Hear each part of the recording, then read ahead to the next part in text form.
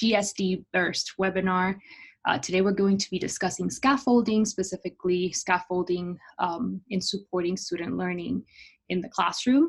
My name is Annie Maldonado and I'm going to be leading the discussion today.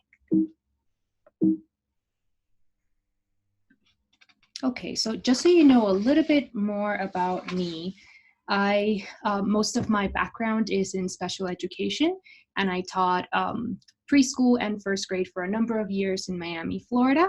I am currently a school psychology doctoral student at the University of Utah, and most of my teaching experience, my current research interests, and my advocacy efforts are all geared towards individuals with autism spectrum disorder.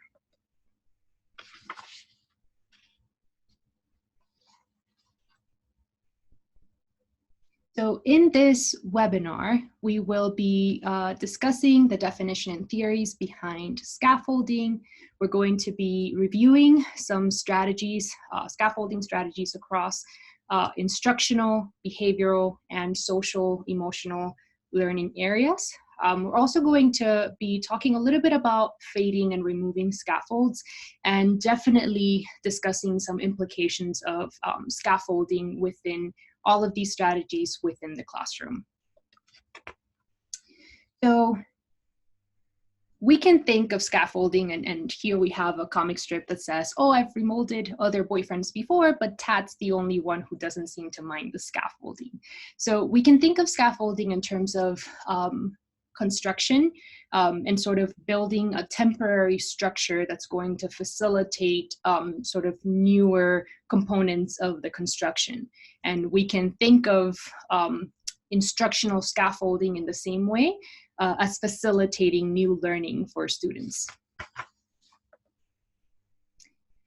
So the term scaffolding was first associated with theorist Lev Vygotsky, and this will be sort of a refresher for everyone, given that we're all either in the field of education or psychology, and I'm sure you've all heard of Vygotsky. But in essence, he believed in knowledge as being constructed through social interactions, and the major idea behind his framework is that social interaction plays a fundamental role in the development of cognition.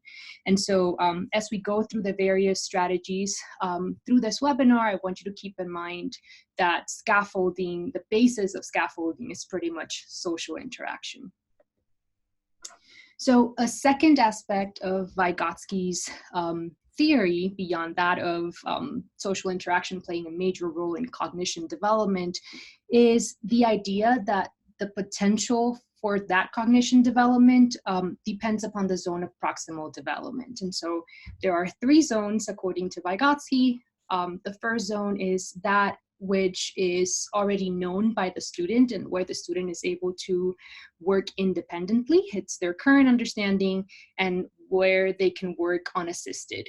The other area is that of where the information is sort of out of reach and they need assistance to be able to get there. And so Vygotsky believed that the sweet spot or the zone of proximal development was somewhere in between these two areas. And it's sort of where the students are able to learn with assistance, because it's the learning content and material is just beyond their independent functioning, but also not too far out of reach that they can't reach it without assistance. And so as far as Vygotsky's thought of learning and development, he thought of it as a series of steps. And so he thought that once a student had mastered the initial step, you would be able to then move the student, or the student would be ready to move on to the next step, which would then set the basis for the following step and the following step. And so he called this sort of a series of steps. And so these series of steps is what we refer to as sort of scaffolding. It sets the stage for the following step, which would have been out of reach for the student had they not received that previous assistance. So in the same way, when using scaffolding with students, a teacher provides a sort of support and graduated guidance. while the students are learning something that is new to them. And so scaffolding is the structurally supported interactions that guide that effective learning. And the purpose of it is to be able to move students progressively towards stronger understanding and more independence. There are multiple uses to it, many of which we're going to be discussing today, but some include modeling skills, simplifying problems, building on students' prior knowledge, and maintaining attention on task.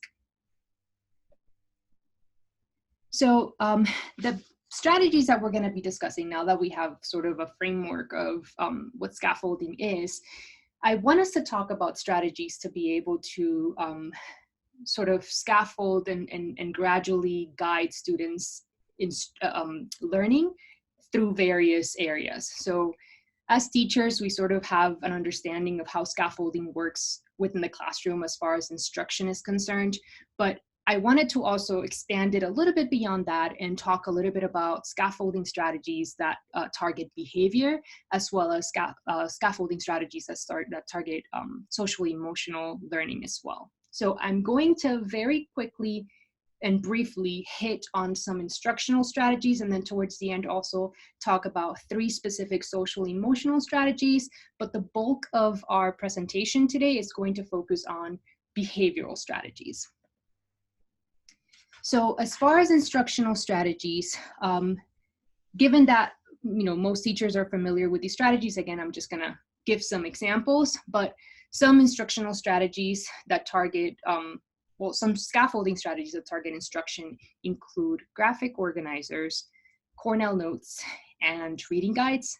These are, of course, just a few of the many that are out there, but I wanted to really quickly hit on graphic organizers specifically. This is definitely one way to be able to make the curriculum more accessible and supportive for students and teachers.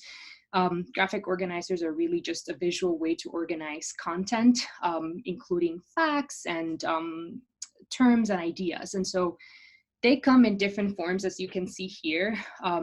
There are cycles and network trees and spider maps, but just in general, what the evidence has shown is that they are successful in improving students' comprehension as well as vocabulary knowledge.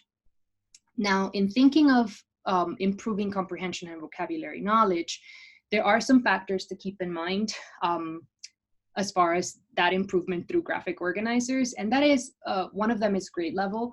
It has been shown that graphic organizers are successful in improving vocabulary and comprehension across a number of grade levels, from elementary, middle school to high. So there isn't one specific grade level that is sort of the best to use graphic organizers with. They're successful across all grade levels. An additional point is the point of implementation for graphic organizers. They can be used either to sort of build upon prior knowledge prior to presenting the actual content, or they can also be used to assess knowledge at the end of the lesson. And so it could be used before or after a lesson is presented. And then finally, the instructional context. Graphic organizers have been shown to be successful in improving comprehension and vocabulary, but it's important to note that this success only comes together with sort of direct instruction. And so there needs to be instruction from the part of the teacher in showing exactly how to use these graphic organizers within the content that's being used for, which, by the way, although it has been shown to improve comprehension and vocabulary and therefore reading, it is not just necessarily used for reading. It can be used for a variety of subjects, including science, math, social studies, and language arts. But the instructional context, it's important to note that the teacher needs to explicitly teach how to use them, model how to use them, and provide feedback afterwards. So as far as resources go, the Florida Center for Reading Research over at the Florida State University has an excellent resource for teachers with pre-made lesson plans that are readily available in PDF for all 5 areas of reading. And specifically within comprehension, they have great resources for graphic organizers. And so they target mainly elementary grade levels, so K through 5th, which is elementary over in Florida. But they are a great resource, and so I recommend using going over to fcrr.org.